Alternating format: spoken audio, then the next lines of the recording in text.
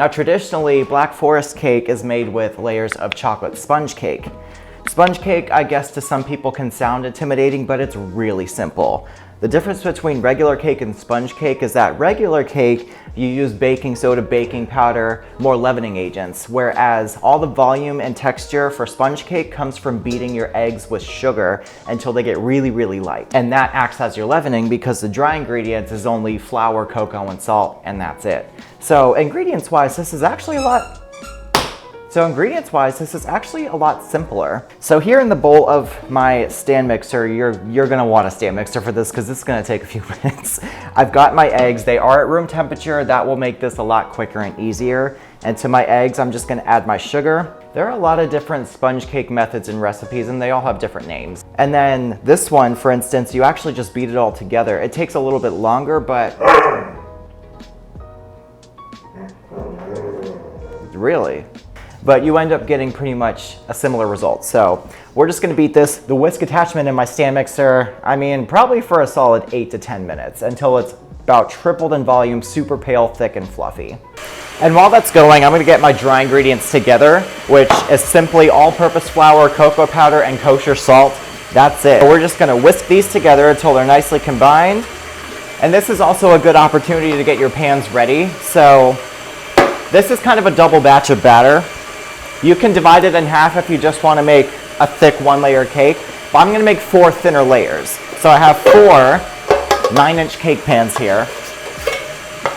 And my kind of foolproof way of greasing these and getting cakes out every time is I spray them, line with parchment, and spray again. All right, so got my cake pans ready here. I'm going to show you exactly what this egg and sugar mixture looks like. It is, you can see, it's super thick, pale, fluffy. A ribbon falls back on itself when you let it drip back into the bowl. And I think a good telltale sign that it's ready is if you can kind of draw a little bit of some stuff in here and it stays for just a few seconds before singing back into the batter, it's good to go. So this is really pretty. This is when you would add vanilla or any other extracts or flavorings. And I did add about 2 teaspoons of vanilla extract before giving it another beat for about a minute. So we are done with that. Now, since sponge cake is really light, really airy, it is very important to sift your dry ingredients into this batter. Cocoa powder has a tendency to lump, so we don't want to risk deflating all of this volume that we beat into the eggs and sugar. So you really do need to sift all of your dry ingredients into the beaten eggs and sugar. And then we're just going to gently fold all of this in to these eggs here. Make sure you really scrape this bowl down and fold this until all of that is really absorbed, because there can be pockets of dry ingredients stuck in portions of the eggs. So you just want to make sure, stay gentle with it, but really make sure everything is nicely combined. Start with these 2.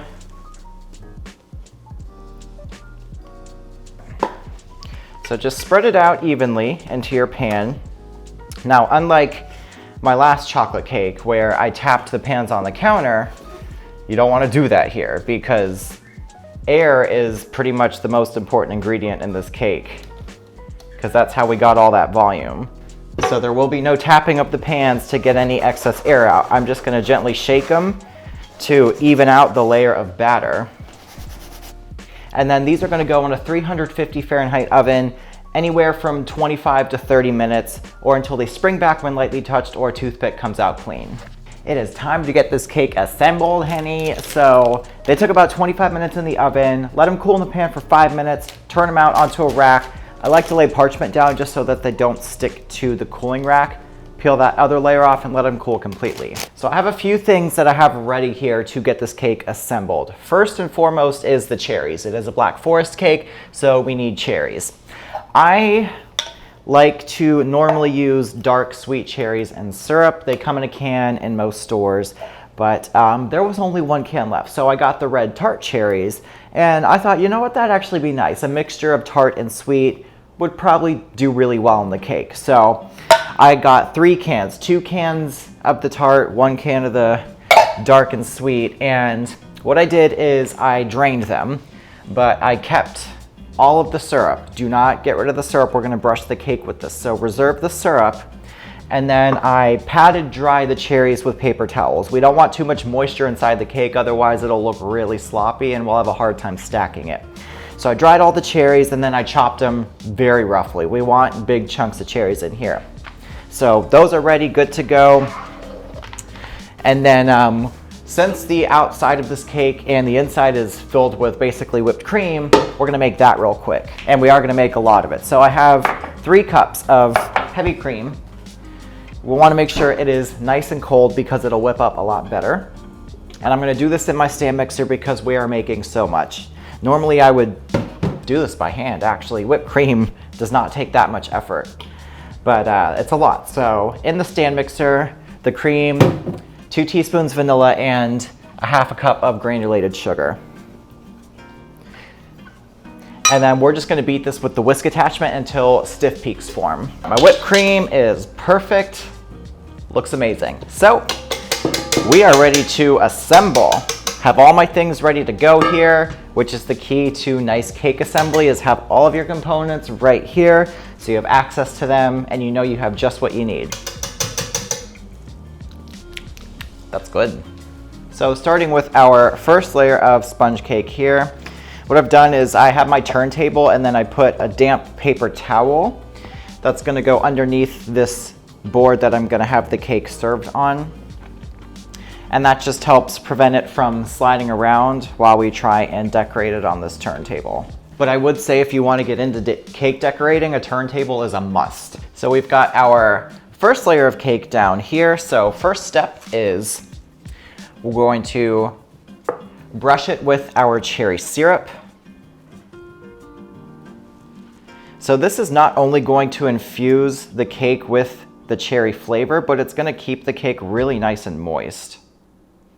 All right, that looks great.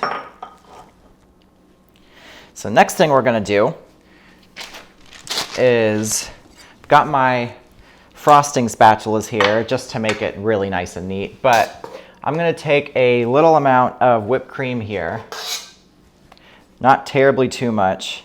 I'm gonna spread a thin layer of it across this. And then something I like to do, especially if I'm making layered cakes that have things in the middle of the layers aside from just frosting, is I will put some in the piping bag. I don't have any type of tip, I just kind of snipped off about a ½ inch opening. And what you do is you pipe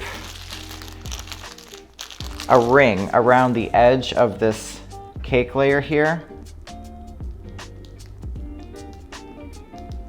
like that. And what that does is it keeps all the cherries and any potential cherry juice that might leak out of these from leaking out the sides of the cake, so that the exterior of the cake still looks really nice and clean. So I'm just going to put in some cherries there. So second cake layer goes on. So to finish this up, I'm gonna do the thin layer of whipped cream on top here.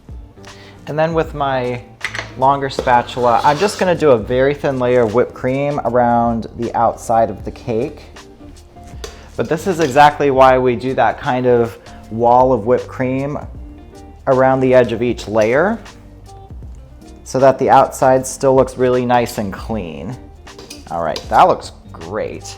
And then I'm just gonna gently spread this whipped cream across the top.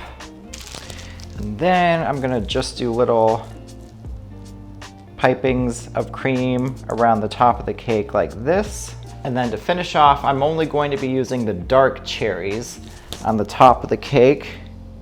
Not terribly too many, just kind of scattering them. We have some lovely chocolate shavings here that I'm just gonna kind of scatter around the cherries on top of those pipings of whipped cream.